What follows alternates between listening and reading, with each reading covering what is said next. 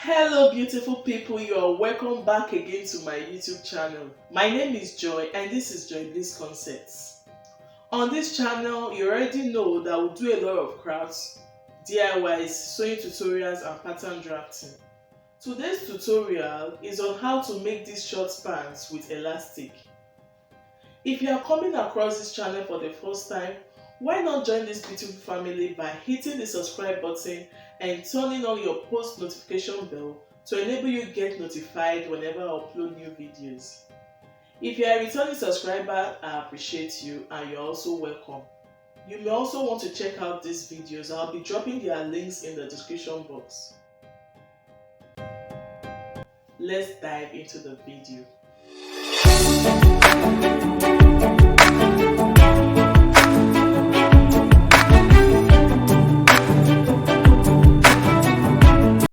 I'll be making use of my fabric, thread, chalk, pins, measuring tape, pair of scissors, elastic, and my ruler. With my fabric on fold, I transferred my vertical measurements. I came down by 2 inches and that will serve as the elastic casing. That point I marked is also my waistline. From my waistline, I came down by 8 inches, that's my hip line, then 11 inches, that's my crotch line, then the full length of the pants is 22 inches. The extra 2 inches is for folding and stitching. Thereafter, I extended the lines. Let me do a recap. That's for the casing, that's my hip line, that's my crotch line, and that's the knee line. I'm going to be transferring my horizontal measurement. I'll be using my round hip measurement to mark out my round waist measurement. That's because I'll be making use of elastic. So my round hip measurement is 42 divided by 4, that's 10.5. So I'm adding extra 2 inches allowance. I'll also transfer the same measurement to my hip line, that's 10.5 plus 2 inches seam allowance. I took my lap measurement divided by 2, which gave me 30.5 inches. Then I added extra 2 inches seam allowance. My round knee measurement is 21 inches divided by 2 and that gave me 10.5 inches. So I marked out 10.5 inches. Then I added 1.5 inch seam allowance. Thereafter, I connected the points and I cut out.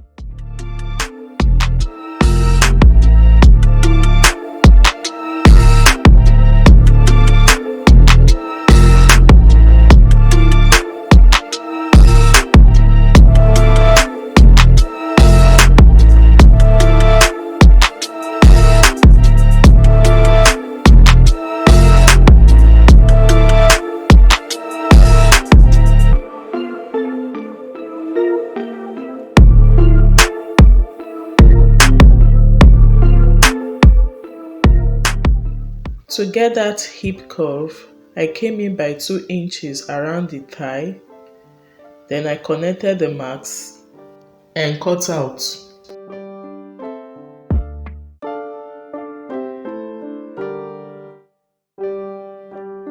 When I did a tutorial on how to make a female pants with side pockets, I came in by 1 inch on the waistline.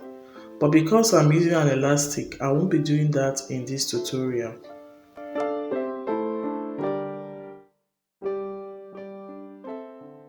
And here is what I have after cutting out. I'll be coming down by 1 inch on the waistline, and this is because the front panel is usually lower than the back panel. I'll be drawing a slant line now, which I will cut out later. I got another fabric which is about 1.5 inches wider than the previous one. This will serve as the back panel. So what I did here was to place the front cutout on it. I secured the two with pins. On the crotch line, I marked 1.5 inch. On the knee line, I marked 1 inch. Then I connected the 2 points.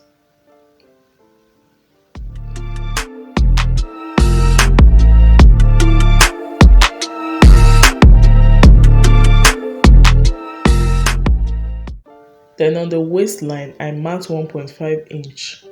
After which I joined the points.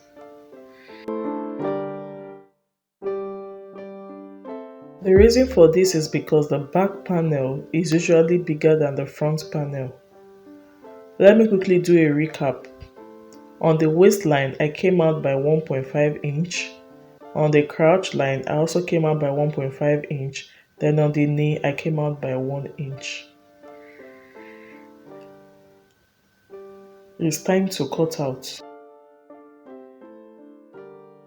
I'm going to be cutting out the slant I made on the front panel.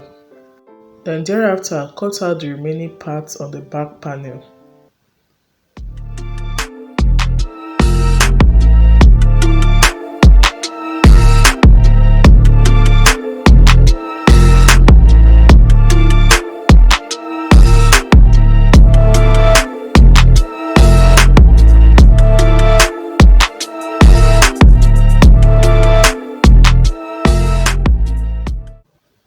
This is what it should look like after cutting out.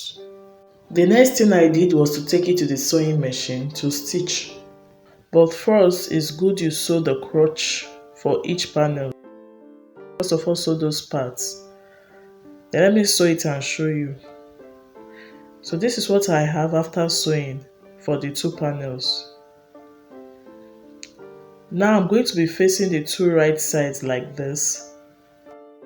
It's good you align it properly, or better still, you can make use of your pins to secure the 2 cutouts.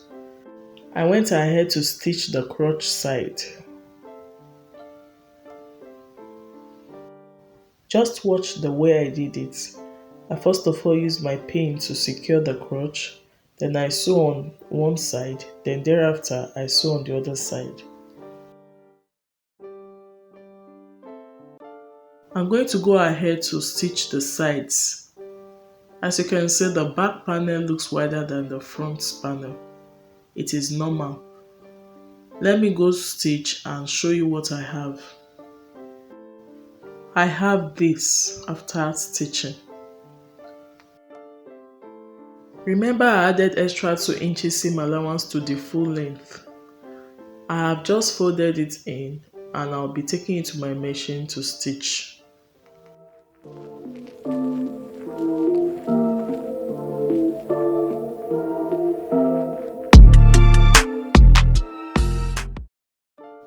I'm done stitching and this is what I have. I'm about to create an elastic casing for the waist. So I'll be folding it like this, then folding it the second time, after which I will stitch on it.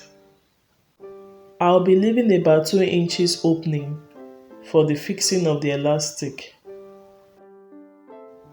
I am done stitching and here is the opening for the fixing of the elastic.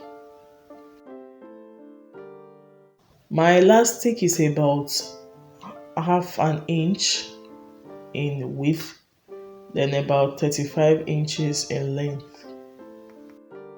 Then I passed it through the casing using my safety pin. Watch how I did it. I first of all pinned down one end of the elastic. Then after, I started passing the other end through the other side of the opening.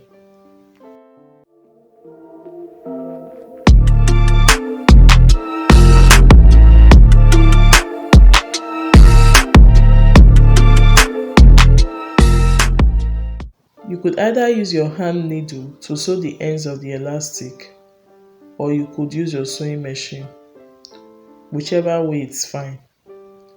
I'm done stitching, so I just pulled the waist of the pants, then I'll top stitch. I'll close the opening like so. I am finally done making a short pants with elastic. This was so easy to make, and I hope you enjoyed the tutorial. If you are coming across this channel for the first time, why not hit the subscribe button and turn on your post notification bell to enable you get notified whenever I upload new videos. Please like, comment and share my videos. See you next time. Bye.